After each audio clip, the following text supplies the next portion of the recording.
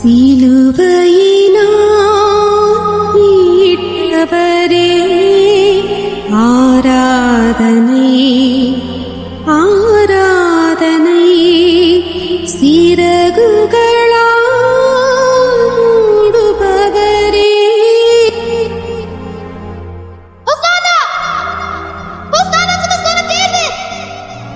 நீங்க எதை பார்த்தாலும் உணர்ந்தாலும் நினைச்சாலும் இல்ல செஞ்சாலும் இந்த உலகத்துல உங்க எல்லாரையும் ஏன் சொந்தமா